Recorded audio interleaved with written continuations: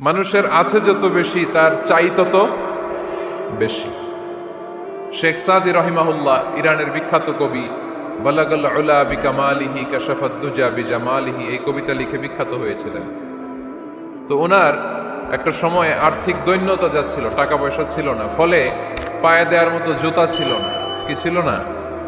জুতা ছিল না। তো খুব আফসোস করে একদিন মনে মনে আল্লাহরে বলে, আল্লাহ আমি এত বড় কবি, আমার পায়ে দেওয়ার মতো জুতা নাই। আহা, আফসোস করে ঘর থেকে বের হয়েছে। বের হয়ে দেখে এক ভিক্ষুক ভিক্ষা করে, ওই ভিক্ষুকের দুইটা পাই নাই।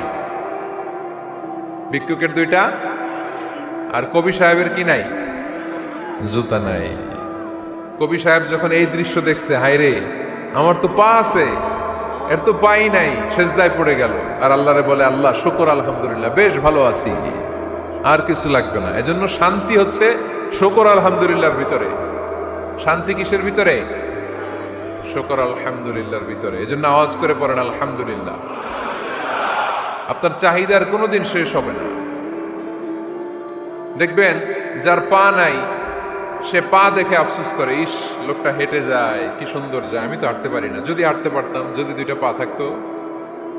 যার পা আছে, সে সাইকেলওয়ালাদেরকে দেখে আফসোস করে, ইস আমার যদি একটা সাইকেল থাকতো তাহলে তার হাঁটা লাগতো না, সাইকেল দিয়ে বাজারে যেতাম।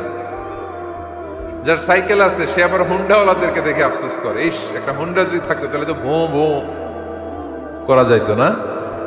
হুন্ডাওয়ালারও আফসোস আছে প্রাইভেট কারওয়ালাদের দেখে। তারা আফসোস করে, ইস আমার যদি একটা কার থাকতো তাহলে তো কার চালাইতে পারতাম।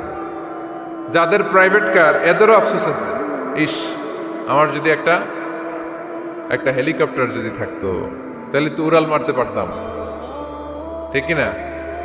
হেলিকপ্টারওয়ালাদেরও আফসোস আছে, আমার যদি একটা জেট প্লেন থাকতো, jet plane, private jet plane, prince Walid bin তালালের মতো 70% মেড অফ গোল্ড, তার একটা জেট প্লেন আছে, এটার 70% স্বর্ণ দিয়ে বানানো।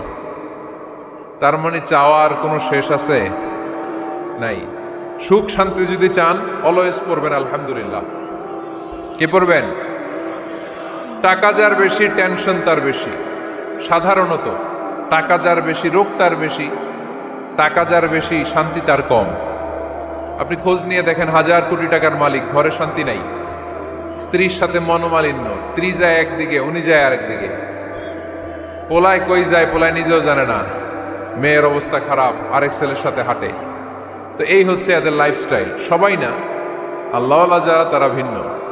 রাতে এদের ঘুম হয় না, অনেকগুলো ঘুমের ট্যাবলেট খেয়ে ঘুমাতে হয়, ঘুম আসে না, ঘুম আসে না। কিন্তু রিক্সাওয়ালা, কুলিওয়ালা, দিনমজুর, এদের রোগ বালাই আছে? কথা বলেন। খাওয়ার সমস্যা আছে, ঘুমের সমস্যা আছে, শুইলেই ঘুম আসে, যেখানে রাইত ওইখানেই কাই। ঘুমাইতে দেরি, নাক ডাকতে দেরি হয় না, ওর নাকের ডাকের আওয়াজে ট্রাকের ইঞ্জিনও ফেল। শান্তির ঘুম। এই জন্য সবসময় শান্তি খুঁজতে হবে। কি খুঁজবো? শান্তি দেওয়ার মালিক কে? আল্লাহ তুমি এই দেশটাকে শান্তিময় করো।